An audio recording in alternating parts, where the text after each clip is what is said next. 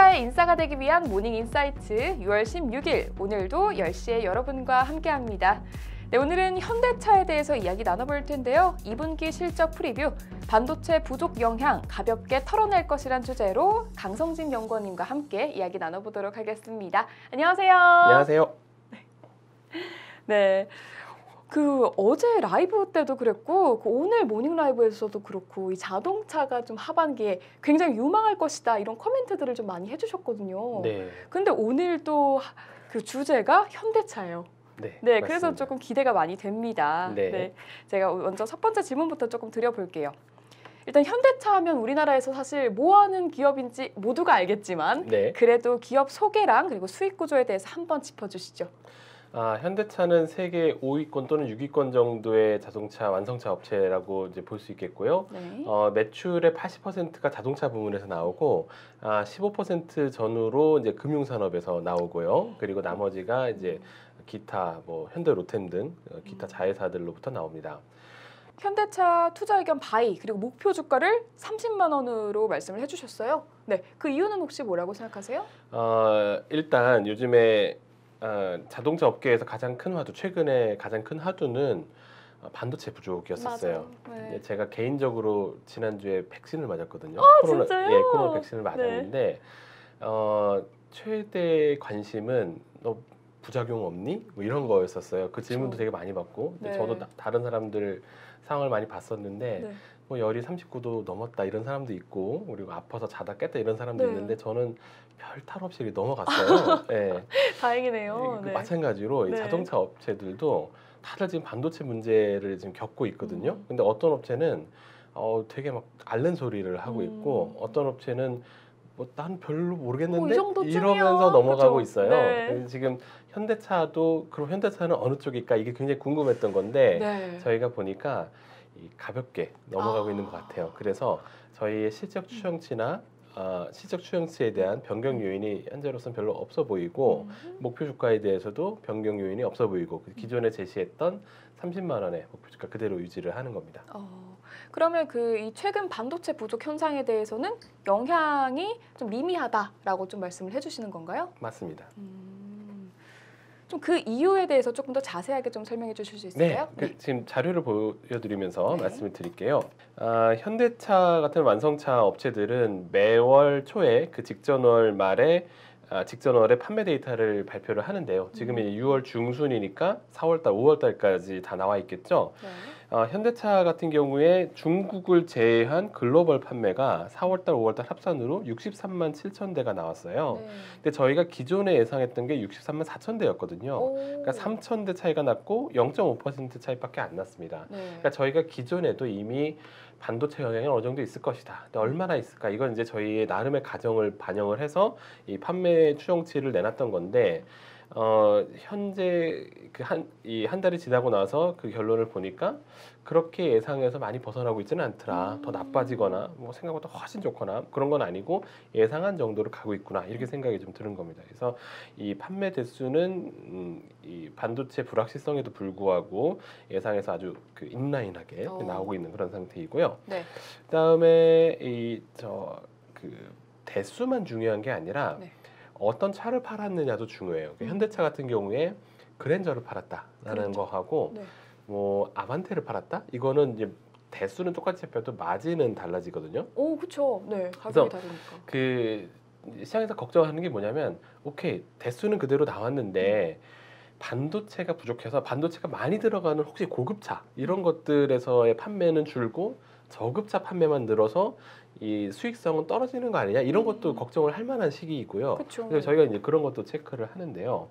현대차가 매월 판매하는 차들의 세그먼트, 그러니까 세그먼트라고 하면 뭐 C 세그먼트, D 세그먼트 이렇게 해서 A부터 작은 거부터 해가지고 뭐 F까지 큰 거 순서를 이렇게 얘기를 하는데 그 세그먼트별로 판매의 비중, 전체 판매에서 차지하는 비중도 저희가 다 이제 매월 매 분기마다 계산을 하고 있고요. 그걸 바탕으로 해서 평균적으로 어느 정도 크게 차를 팔고 있는지를 월마다 계속 트래킹을 해요. 근데 이 2분기에 대해서 저희가 5.06이라는 수치를 기존에 예상을 하고 있었는데 이 평균 세그먼트가 5.06이 나왔다는 건 무슨 얘기냐면 아반떼보다 조금 더 큰 정도의 차를 파는 게 현대차다. 이런 얘기예요. 근데 여기 이제 분기마다 어떤 때 아반떼보다 좀 큰 거 팔고 네. 어떤 때 평균적으로 그보다 좀 작은 거 팔고 이렇게 네. 되는데 4월 달이 5.08 예상보다 2분기 예상보다 4월 달이 커졌네요. 높았죠. 네. 5월 달은 더 더 좋았어요. 높았어요. 예, 네. 그래서 저희가 이번에 5.06에서 5.20 여전히 아반떼 정도 크게 정도의 차를 중심으로 파는데 약간 투싼 쪽에 가까워졌다. 이 정도로 이제 보시면 돼요. 그렇게 지금 오히려 데이터가 업데이트가 되는 방향이 더 긍정적인 쪽으로 바뀌었어요. 그래서 지금 4월달, 5월달까지 봤을 때는 저희가 이번에 영업이익 추정치도 아주 약간 올렸지만 저희가 기존에 생각했던 것보다 더 상황이 나빠요라고 얘기할 만한 상황은 전혀 아니에요. 그러네요. 이 데이터를 보니까는 이전에 그 예상했던 그만큼 판매 대수에서도 예상치 벗어나지 않았고 뭐 차종도 뭐 아반떼만 그렇게 막 집중적으로 팔 만한 그런 상황도 아니고 그렇죠. 좀 상황이 생각보다 나쁘지 않다라고 좀 결론을 내리셔서 이제 목표 주가도 그대로 바이를 유지를 해주신 거죠? 그렇습니다. 네. 그러면 마지막 질문을 조금 드려볼게요. 그 현대차, 그럼 투자 리스크 요인 같은 게 있다면 좀 어떤 게 있을까요? 한 3가지 정도를 생각해 볼 수 있을 것 같습니다. 첫 번째는 이 자동차 산업의 변화가 굉장히 빨라요. 그래서 자동차 업체들이 지금과 같은 형태의 비즈니스를 가지고 앞으로도 회사가 유지가 될 수 있을까 이런 걱정들을 많이들 하고 있거든요. 그쵸. 그래서 네. 많이들 투자하는 게 뭐 모빌리티 사업, 맞아요. 모빌리티. 자동차. 예, 사실 모빌리티가 네. 뭐지라고 아직 이제 많은 분들이 이제 어리둥절하시는데 모빌리티 얘기 많이 하고요. 뭐 전기차라든지 아니면은 뭐 자율주행하고 이제 차량 공유 이런 것들이 이제 모빌리티의 핵심 기술들인데 그런 쪽으로 투자 굉장히 많이 하고 있고요. 투자를 많이 한다는 거는 주주들 입장에서는 난 배당 받고 싶은데 이런 입장에서는 일단 좀 회사에서 기다려봐 우리 투자할 게 많아 이런 상황이라는 얘기 같아요. 그쵸. 그러니까 주주 가치 차원에서는 약간 부정적인 일들이 이런 투자 경쟁 심화로 나타날 수 있다. 이게 이제 첫 번째 이 큰 그림에서 그런 부분 말씀드릴 수 있고요. 네. 두 번째는 요즘에 이제 다른 산업도 많이 보실 테니까요. 뭐 철강 이런 쪽에서도 가격이 엄청나게 올라갔어요. 그러니까 이게 또 원자재 가격 상승이라는 게 결국은 자동차 원가 증가로 이어질 수가 있고 그쵸. 그것도 지금 이게 얼마나 영향이 있을까 우리 상당히 좀 걱정을 하고 있는 그런 상태의 원인 그런 요소 중에 하나거든요. 네. 근데 이 원자재 가격 상승 이것도 앞으로 마진에 우리 영향을 좀 생각해 볼 수가 있고요. 네. 세 번째는 항상 이 자동차 업체에 영향을 많이 주는 게 환율입니다. 환율 환율. 변동성 이거는 뭐 회사가 어떻게 해볼 수도 없고 그렇죠. 이 현대차 같은 완성차 업체들은 원화가 약세, 그러니까 환율이 원달러 환율이 올라가는 게 좋고요, 내려가는 게 나쁜데 만약에 지금은 저희가 약간 이제 올라간다고 저희 KB증권은 전망을 하고 있는데. 네.